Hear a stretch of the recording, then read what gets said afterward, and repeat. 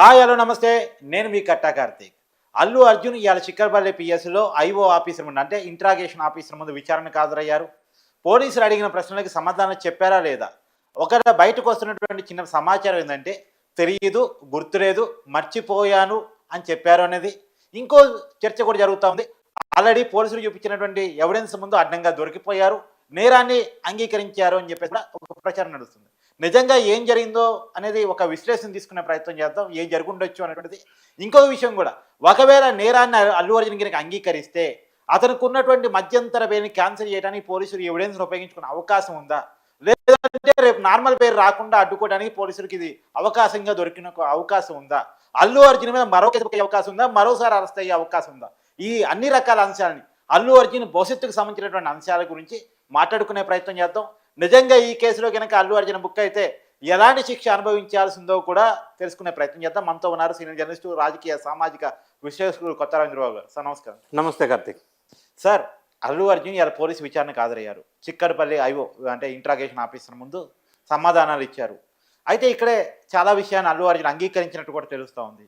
ఇప్పుడు ఈ విషయాల ఆధారంగా ఏం జరగబోతుంది అంటే ఏం చెప్తారు? సో అల్లు అర్జున్ ఇన్సిడెంట్స్ ఏదైతే ఉందో సంధ్యా థియేటర్ దగ్గర రోజుకొక మలుపు తిరుగుతూ వెళ్తా ఉంది ఆంధ్ర రాష్ట్రంలో. ప్రముఖంగా టాపిక్ అయిపోయింది. దీన్ని మనం పరిశీలించినట్టయితే పర్టికులర్గా మీరు అడిగిన సంబంధించిన సబ్జెక్టు విశ్లేషణ ఎలా చేయాల్సి వస్తుందని అడిగితే నా వ్యూ ఏంటంటే, అల్లు అర్జున్ గారికి నిన్న సెక్షన్ బిఎన్ఎస్ 35(3) ప్రకారం నోటీస్ ఇచ్చారు. సో ఆయన దగ్గర ఇప్పుడు పిలిచిన తర్వాత స్టేట్మెంట్ తీసుకుంటారు. స్టేట్మెంట్ తీసుకునే ముందు, నోటీస్ ఇచ్చే ముందు పోలీస్ వాళ్ళు కూడా మొన్న రీసెంట్గా 2 days బ్యాక్ ఒక వీడియో రిలీజ్ చేశారు. 10 minutes ఉన్న వీడియో. ఆ వీడియోలో పోలీస్ వాళ్ళు ఏదైతే ఎఫ్ఐఆర్ లేకపోతే రిపోర్ట్లో పెట్టారో వాటికన్నిటికీ వాళ్ళకి సపోర్ట్ చేసే విధంగా ఒక ఎవిడెన్స్ బిల్డప్ చేశారు. టెక్నికల్ సపోర్టింగ్ రిలవెంట్ ఎవిడెన్స్ అనేది పోలీసు వాళ్ళు రెడీ చేసుకున్నారు. సో ఇప్పుడు అల్లు అర్జున్ ఎపిసోడ్ ఏదైతే ఉందో మీరు ప్రస్తావించినట్టుగా రోజుకొక టర్నింగ్ తీసుకుంటూ వెళ్తూ ఉంది. ప్రధానంగా పోలీసు వాళ్ళు ఈయన పిలిచే ముందే బిఎన్ఎస్ సెక్షన్ 35(3) ప్రకారం నోటీస్ ఇచ్చారు. ఈరోజు పిలుస్తున్నారు. ఆయన దగ్గర స్టేట్మెంట్ తీసుకున్నారు. స్టేట్మెంట్ తీసుకున్న సందర్భంలో ఆయన అడిగిన ప్రశ్నలు ఏమంటే, మనకున్న సమాచారం, అందుతున్న సమాచారం ప్రకారంగా ఈరోజు ఇన్వెస్టిగేషన్ చేసిన వాళ్ళల్లో ఒకరు ఏసీబీ రమేష్, రెండో అతను సిఐ రాజు. వీళ్ళిద్దరూ పోలీస్ స్టేషన్లో సిఐలో ఈయన క్వశ్చన్స్ అడిగారు. వీళ్ళిద్దరికి ఈ అల్లు అర్జున్ ఇంకొక సంబంధం కూడా ఉంది. అంటే ఆ అమ్మాయి చనిపోతే అతని దగ్గరే రాజు సిఐ అని అతను ఆ అమ్మాయి చనిపోతున్నప్పుడు తీవ్రంగా పోరాడి ఆమెను బ్రతికించే ప్రయత్నం చేయటం కానీ, ఆ అబ్బాయికి సిపిఆర్లు చేయటంలో కానీ, వాళ్ళని హాస్పిటల్కి షిఫ్ట్ చేయడంలో కానీ కీలక పాత్ర పోషించి నేను రక్షించలేకపోయాను రేవతిని అని బాధ వ్యక్తం చేసిన వ్యక్తి సిఐ. అక్కడ ప్రత్యక్ష సాక్షి అతను. రెండోది ఏసీపీ రమేష్ అన్న అతను థియేటర్లోకి వెళ్ళి అల్లు అర్జున్ సినిమా చూస్తున్నప్పుడు బయట తొక్కిసలాట, ఇట్లా చనిపోయారు, ఇంకోరు సీరియస్గా ఉన్నారు, మీరు వెళ్ళిపోండి అని చెప్పిన వ్యక్తి ప్రత్యక్ష సాక్షి ఏసీపీ రమేష్. సో వీళ్ళిద్దరూ నేతృత్వంలో ఈరోజు ఇక్కడ పోలీస్ స్టేషన్లో విచారణ జరిగింది. ఇప్పుడే జస్ట్ విచారణ జరిగింది. సో అందులో వాళ్ళు ప్రధానంగా మీరు అన్నారు, ఒప్పుకున్నారని ప్రస్తావించిన అంశాలు ఏంటంటే, అల్లు అర్జున్ చెప్పిన ప్రెస్ స్టేట్మెంట్లో ఏదైతే చెప్పాడో స్టేట్మెంట్లో లీగల్ వాళ్ళు రాసిచ్చింది చదివాడు. అందులో పూర్తిగా గవర్నమెంట్కి, రేవంత్ రెడ్డికి అగెనెస్ట్గా, పోలీస్ వాళ్ళకి అగెనెస్ట్గా ఆయన ఎలిగేషన్స్ చేయటం కానీ, ఖండించడం కానీ జరిగింది. సో అందువల్ల వీళ్ళు అడిగిన క్వశ్చన్స్ ఏంటంటే, త్రొక్కిసలాట జరగటానికి మీరు రోడ్ షో చేసుకొని వచ్చారు కదా. రెండోది, అక్కడ రేవతి చనిపోయిన విషయం మీకు నెక్స్ట్ డే దాకా తెలియదు అన్నారు. అప్పుడే నేను వచ్చి చెప్పా కదా మీకు, ఇది అబద్ధం కదా. పోలీసుల్ని మీరు బ్లేమ్ చేసే విధంగా ప్రెస్ మీట్ పెట్టారు. పోలీసులు అక్కడ లేరు అని చెప్పారు. పోలీసులే కదా సిపిఆర్ చేసింది, పోలీసులే కదా హాస్పిటల్కి షిఫ్ట్ చేసింది. తర్వాత నాకు తెలియదు అని మీరు అబద్ధం చెప్పడం ఒకటి. ఈ అంశాలన్నీ అల్లు అర్జున్ ప్రవర్తించిన విధానం, తర్వాత ఆయన ప్రెస్ మీట్లో ప్రస్తావించిన అంశాలు, డైరెక్ట్గా పోలీసులను విమర్శించిన తీరు, గవర్నమెంట్ని, రేవంత్ రెడ్డి చీఫ్ మినిస్టర్ గారిని విమర్శించిన తీరు, ఈ కేసుకు సంబంధించి పూర్తి వివరాలు వాళ్ళు సంపాదించారు. టెక్నికల్ ఎవిడెన్స్ ప్రకారంగా కొన్ని క్వశ్చన్స్ అడగటం జరిగింది. సో ఆ క్వశ్చన్స్ అడిగినప్పుడు ఈయన సపోజ్ నాకు అక్కడ పర్మిషన్ లేదని ఆయనకు తెలుసా లేదా అని అన్నప్పుడు, ఈయన పర్మిషన్ లేదని తెలియదు అన్నప్పుడు వీళ్ళేం కోర్టులో ఇంతకుముందు ఇంటర్మ్ బెయిల్ రావడానికి వాళ్ళ అడ్వకేట్కి ప్రధానంగా అంశం ఏంటంటే, 2వ తారీఖు సంధ్యా థియేటర్ వాళ్ళు December 2nd ఒక లెటర్ ఇచ్చారు, request letter for the Bandobast. అంతవరకు చూపించి పోలీస్ ఫెయిల్యూర్ అని చెప్పి ఇంటర్మ్ బెయిల్ తీసుకొచ్చారు. ఇప్పుడు దాని తర్వాత సబ్సిక్వెంట్గా 3వ తారీఖు పోలీసులు ఆ లెటర్కి రిప్లై ఇచ్చారు, ఎవరు రావద్దు, కంట్రోల్ చేయలేం, వద్దు అని చెప్పారు. ఆ లెటర్ ఆ రోజు బెయిల్ ఇచ్చే టయానికి ప్రొడ్యూస్ చేయలేకపోయారు కాబట్టి ఈయనకు బెయిల్ వచ్చింది. తర్వాత సబ్సిక్వెంట్గా ఆ లెటర్ బయటకు వచ్చింది. సో ఆ లెటర్ బయటికి రావడం వల్ల ఇంకొకటి ఏమంటే జైల్లో కోర్టులో అల్లు అర్జున్ తరపున లాయర్ ఏం వాదించారు, ఈ పోలీసులంతా అల్లు అర్జున్ చూడటానికి వచ్చారు, అక్కడ కింద ఎవరు లేరు కంట్రోల్ చేయడానికి అని హేళనగా మాట్లాడినప్పుడు అక్కడ ఉన్న లాయర్లంతా నవ్వారు. ఇవన్నీ అంశాలు పోలీసు వాళ్ళని కొంత ఇబ్బందికరమైన అంశంగా అల్లు అర్జున్ బ్లేమ్ చేసే విధంగా జరిగినాయి. సో అందువల్ల వీళ్ళు అడిగింది ఏంటంటే పర్మిషను లేదు అని మేము లెటర్ ఇచ్చాము, మీకు తెలుసు. రెండోది, రేవతి చనిపోయింది, బయట వెళ్ళిపోమని నేనే చెప్పాను, మీరు తెలియదని చెప్పారు. ఈ అంశాలన్నిటి మీద కూడా వీళ్ళు కౌంటర్ వేసి అడిగినప్పుడు ఆయన నిజాన్ని తప్పకుండా ఒప్పుకోవాల్సిన పరిస్థితి.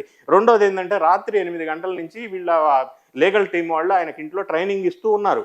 ట్రైనింగ్ నడుస్తూ ఉంది, ఎట్లా మాట్లాడాలా, ఏ పాయింట్ మాట్లాడాలా, ఏ పాయింట్ మాట్లాడకూడదు, ఈ రకంగా 10 అంశాలకు సంబంధించిన పాయింట్లు మాట్లాడారు. Script oriented sir? ఎస్. ఆ పాయింట్ ఏం అడగొచ్చు, నువ్వేం చెప్పాలి. న్యాచురల్లీ, ఎందుకంటే ప్రెస్ మీట్లోనే వాళ్ళు రాసిచ్చింది చదివినప్పుడు ఇప్పుడు పోలీస్ స్టేషన్లో ఏం అడుగుతారు అనేది రాత్రి 8:30 నుంచి ఆ ఇంట్లో రిహార్సల్ జరుగుతున్నాయి, ప్రాక్టీస్ జరుగుతుంది, ట్రైనింగ్ జరిగిన తర్వాత ఇప్పుడు సహజంగా సినిమాల్లో యాక్టింగ్ రిహార్సల్స్ ఉంటాయి. ఏ డైలాగ్ ఎప్పుడు చెప్పాలి, ఎలా చెప్పాలి, ఏ ఎమోషన్తో చెప్పాలి, ఎలా చెప్పాలనేది క్లియర్గా ఉంటుంది. ఇక్కడ కూడా అలానే జరిగిందా ఏంది?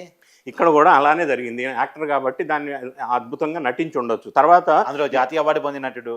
తర్వాత అన్ని అబద్ధాలను ప్రస్తావించారు. ఇప్పుడు అబ్బాయికి నేను చూసుకుంటా అన్నాడు, అబ్బాయికి ఇంతవరకు ఏం అమౌంట్ ఇవ్వలేదు, గవర్నమెంట్ వాళ్ళే పే చేస్తున్నారు, ఈయన పే చేసింది కాదు, అది కూడా మిస్లీడ్ చేస్తూ చెప్పారు. అది సిపి ఆనంద్ గారు అనౌన్స్ చేసేదాకా పబ్లిక్ కూడా తెలియదు. తర్వాత వీరిని పరామర్శించకుండా ఎందుకు పరామర్శించలేదు, ఇవి అన్ని అంశాలను ప్రస్తావనకు తీసుకున్నట్టయితే ఆయన చేసిన బెయిల్, ఇంటర్మ్ బెయిల్ రావటానికి, లేకపోతే ఆ తర్వాత ఆ లెటర్ పోలీసు వాళ్ళు రిప్లై వీళ్ళు హైడ్ చేయడం కోసం చేసిన వల్ల ఇంటర్మ్ బెయిల్ వచ్చింది. ఇప్పుడు మీరు ప్రస్తావించారు మళ్ళీ ఇప్పుడు వీళ్ళు బెయిల్ రద్దు చేస్తారా అని. బెయిల్ రద్దు చేస్తారంటే legal angle, human angle, moral angle ఒకటి ఉంటుంది. ఇప్పుడు మనకి వచ్చిన అంశాలు ఏంటంటే, ఇప్పుడు అల్లు అర్జున్ గారు లోపల కూర్చొని నేను చెప్పినా కూడా వినలేదు, బయటికి వెళ్ళలేదు అని పోలీసు వాళ్ళు అంటున్నారు, ఈయన చెప్పలేదు అంటున్నారు. అది లీగల్ యాంగిల్ కాదు, అది ఒక human moral angle, social angle. So దాని మీద కేసు పెట్టి బెయిల్ రద్దు చేయడానికి ఉండదు. అది సబ్సిక్వెంట్గా జరిగిన సంఘటనలో బెయిల్ రద్దు చేయాలి. ఇంటర్మ్ బెయిల్ అంటే ఒకటే బెయిల్ కండిషన్లు ఏవైతే ఉన్నాయో అది వైలేట్ చేయాలి. బెయిల్ కండిషన్స్ ఏంటి? ఒకటి నిందితుల్ని ప్రభావితం చేయటం, తర్వాత ఎవిడెన్స్ ట్యాంపర్ చేయటం, లేదా సహకరించకపోవటం, వీటన్ని కారణాలు ఉంటే బెయిల్ రద్దు అవుతుంది. ఇక్కడ ఆ కారణాలు ఇందులో కనిపించట్లేదు. ఈయన నిందితుల్ని ట్యాంపర్ ఏం చేయట్లేదు, ఎవిడెన్స్ నేను ట్యాంపర్ చేయట్లేదు, కాబట్టి ఈ కండిషన్స్. అంటే దీంట్లో ఒకటి ఉంది, ఎవిడెన్స్ ట్యాంపరింగ్ చేయట్లేదు అంటే మొన్న సెలబ్రిటీలు వచ్చి కలిశారు, చాలా పెద్ద ఎత్తున కలిశారు, ఏది జైలుకు వచ్చిన తర్వాత. అది అల్లు అర్జున్ తన పరపతిని, తన బలాన్ని చూపించుకోవడానికే, బాధితులను భయపెట్టడానికి, నాతో పెట్టుకుంటే ఇలా ఉంటుంది, నా వెనకాల ఇంతమంది ఉన్నారు, నాకు సపోర్ట్గా ఇంత ఇంట్రెస్ట్ ఉంది అని చెప్పడానికే కేసును ప్రభావితం చేసే అంశం అనేది చర్చ జరుగుతుంది. 2 అంశాలు ఇక్కడ. అది ఎందుకు బల ప్రదర్శన, దాన్ని బల ప్రదర్శన అనొచ్చు. ఈ బల ప్రదర్శన ఎందుకు చేశారంటే రేవంత్ రెడ్డి గారిని, కాంగ్రెస్ పార్టీని, చీఫ్ మినిస్టర్ని కౌంటర్ ఇవ్వడానికి, ఆయన పోలీసుల్ని ప్రభావితం చేయడానికి, పోలీసులను భయపెట్టడానికి, పోలీసులకు ఒక సందేశం ఏంటంటే నా దగ్గర ఇంత బలం ఉంది, సినిమా ఇండస్ట్రీ మొత్తం నా పక్కన ఉంది అని పోలీసులకు కానీ, రెండోది ఆ రేవతి వాళ్ళ కుటుంబానికి కానీ. ఈ సంఘటన జరిగిన తర్వాత రేవతి వాళ్ళ హస్బెండ్ బయటకు వచ్చేసి నేను కేసు విత్డ్రా చేసుకుంటాను, అల్లు అర్జున్ అరెస్ట్ బెయిల్ అంటున్నారు అని అన్నారు. అంటే వాళ్ళు కూడా భయపడే పరిస్థితికి వచ్చింది. సో ఆ సంఘటన అట్లా ఉన్నప్పుడు ఈ అల్లు అర్జున్ ఈ నేపథ్యంలో బెయిల్ రద్దు అవుతుంది అంటే, బెయిల్ కండిషన్స్లో ఏదన్నా వైలేట్ చేస్తే బెయిల్ రద్దు అవుతుంది. బెయిల్ కండిషన్స్లో ప్రెస్ మీట్ పెట్టకూడదు అని ఉండుంటే, సపోజ్ ఆ రోజు ప్రెస్ మీట్ పెట్టినప్పుడు ఆ పక్కనే వాళ్ళ అడ్వకేట్ కూడా ఉన్నారు, లీగల్ కౌన్సిల్, కాబట్టి ఆ కండిషన్ బెయిల్ కండిషన్లో అది లేదా ప్రెస్ మీట్ పెట్టకూడదు అని ఒకటే ఉంటుంది. ఎక్కడైనా ఉంటుంది సార్, కేసు విషయాలు బయట మాట్లాడొద్దు,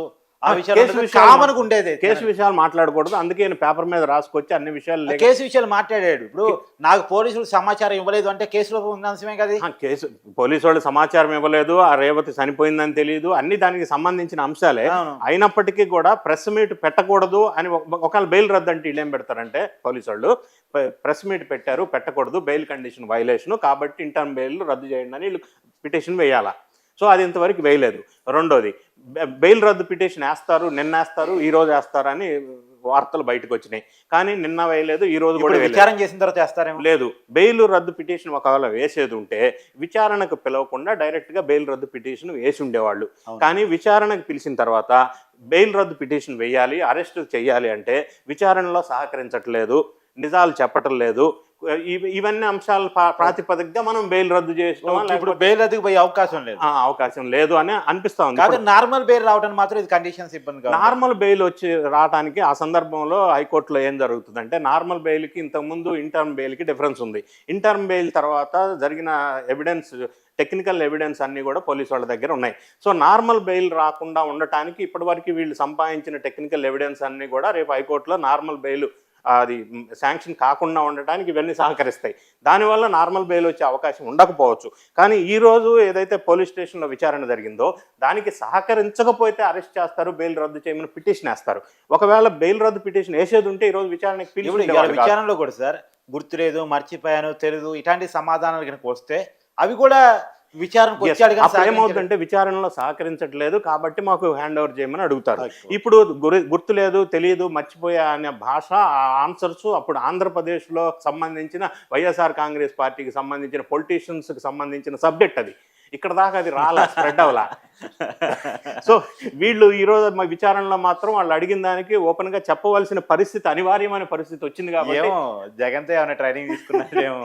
అది అక్కడ భాష, వైసీపీ రాజ్యసభ సభ్యుడే కదా మన కేసు కూడా వాదించింది నిరంజన్ రెడ్డి. కరెక్టే, అక్కడ భాష ఇంకా ఇక్కడికి ప్రచారంలోకి రాలేదు. సో ఇక్కడ ఈయన అడిగిన దానికి వాళ్ళ లీగల్ కౌన్సిల్ అడ్వైజ్ ప్రకారంగా నిజాలు చెప్పవలసిన పరిస్థితి ఏర్పడింది. లేకపోతే ఏమవుద్దంటే విచారణకి సహకరించట్లేదని మళ్ళీ కస్టడీలోకి తీసుకునే అవకాశం ఉంటుంది, లేదా బెయిల్ రద్దు చేయమని మళ్ళీ పిటిషన్ వేసే అవకాశం ఉంటుంది. సో ఈ లీగల్ యాంగిల్ ఉండటం వల్ల వీళ్ళు ఈ విధంగా సహకరించే పరిస్థితి, అనివార్యమైన పరిస్థితి వచ్చింది ఈరోజు. Thank you sir. Thank you.